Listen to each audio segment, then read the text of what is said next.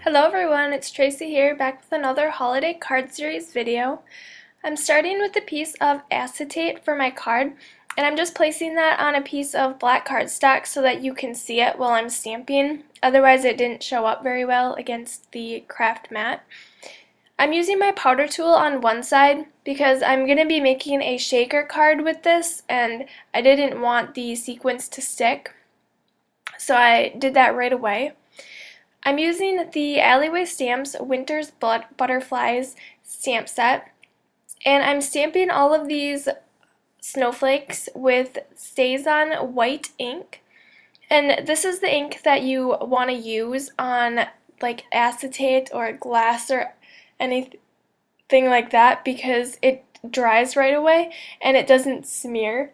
If you were to use like a pigment or a dye ink, it would smear and your image would not stay on there at all. So I'm randomly placing all of the snowflakes onto my piece of acetate. I want to fill the whole thing up, or at least most of it, just the part that's going to be showing through on my shaker card. So I'll just keep stamping and then fill in with the smaller images that are in this stamp set, and I believe I used almost all of them. I don't think I used one of the bigger ones just because it would not have fit, but otherwise I used most of them.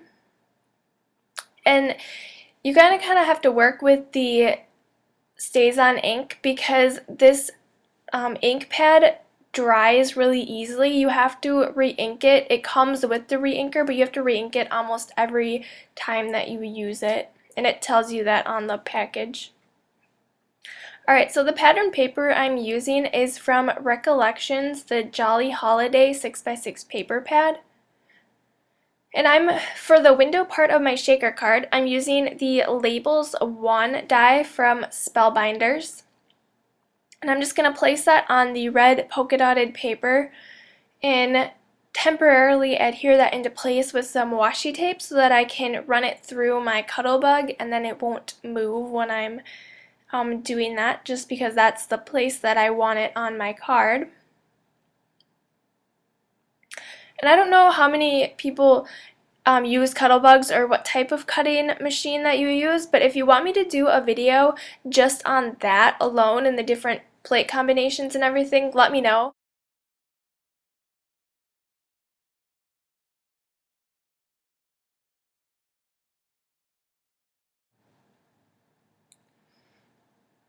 Alright, so then I have my window, and that's my snowflake that's going to go behind it. So I'm going to adhere that into place with my ATG gun. I'll put a strip of adhesive on the top and the bottom, and then I'm going to adhere it a little bit better later on. You'll see that I decided that I needed more adhesive. Alright, so I think that's a really cool look with that StazOn white ink. That's exactly what I had in mind when I was purchasing it. Alright, so I have the Making Holidays Bright stamp set from the Alleyway Stamps. And I'm going to stamp the sentiment right below my window. It says Merry and Bright. And I'm using my Tuxedo Black Memento ink for that. Alright, so right here I decided that I needed a little bit more adhesive on the back, so I'm just going to put a line of my Tombow Mono Multi Glue right under there, and then place that down. I don't necessarily need it because I didn't know if the sequins would like fall out or anything, but they won't because they'll be on the inside of that, so it would be fine, but I just wanted to make sure. And then I'm covering both sides with my powder tool just so that the sequins don't stick. And I'm going to put a link right up in the corner here to another shaker card that I did, because I did this one backwards. The way that I did it was not right, because you'll see in a minute how I did it. It ended up working out, but it's not the easiest way to do it. So I'm just taking my foam squares and lining the edges with those, and that's going to be like my shaker box, I guess you could call it. That's where all of the sequins are going to go. And then I removed all of the backings from the 3D foam squares. And I put a few of them at the top and the bottom just so that they didn't like get pushed down onto my card base. Alright, so once I got all of those removed, I dumped in my sequins. I have white, clear, and then like a fuchsia pink color.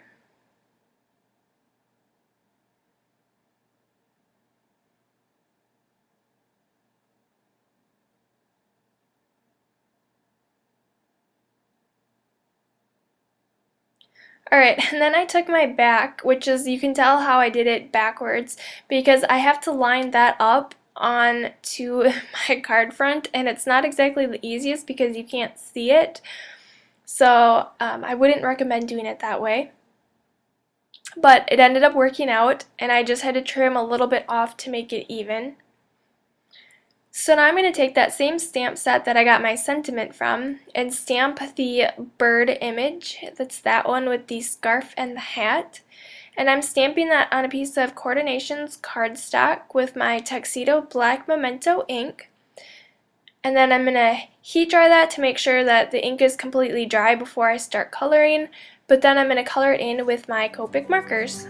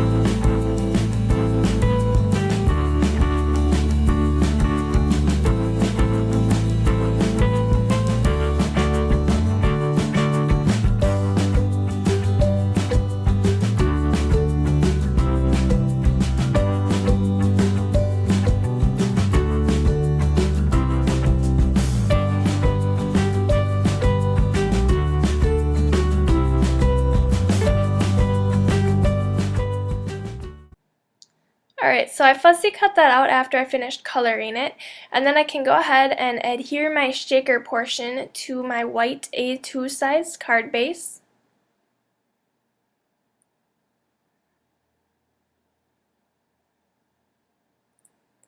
And then I can go ahead and adhere the bird onto that. And I'm just using my Tombow Mono Multi Glue. You could add 3D foam squares, but I didn't want it to be too thick since the shaker card part has the dimension in it as well.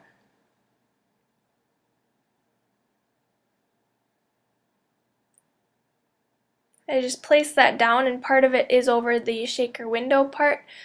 And then I put a little bit of glossy accents on each of the bird's eyes. And then that is my finished card for today. Thank you so much for watching. Don't forget to give this video a thumbs up if you enjoyed it and subscribe to my channel, and I will see you back here next time. Bye!